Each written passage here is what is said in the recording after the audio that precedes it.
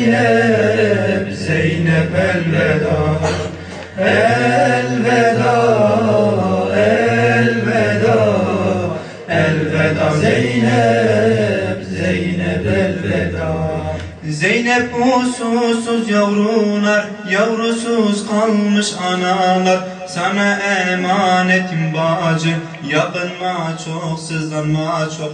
Acılar anası Zeynep, hazin baktı kardeşine. Ey peygamberler valisi, kalbimin son tesellisi. Gücüm bitti, düştü dizim, git demeye varmaz dilim. Kardeş gitme bir daha dön, son kez göreyim nur yüzün.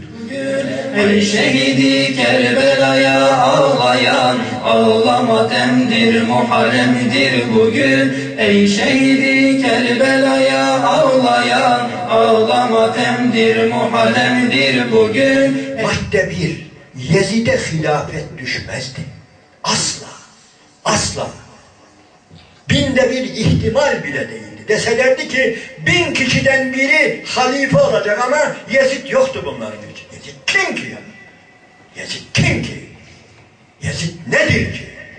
Ahlaken, edeben hiçbir konuda bir adım ileride olan birisi değil. Sadece babasından asker kalan, babasından güç kalan, silah devranan, evet, böyle birisi. Onun dışında hiçbir meziyeti Hazreti Muhammed Aleyhisselam'ın ashabının, yaşamakta olan ashabının başına geçecek birisi değildi. İşte madde 1, küstahlıkların en büyüğü budur. Müslümanlar önce bunu reddetmelidir.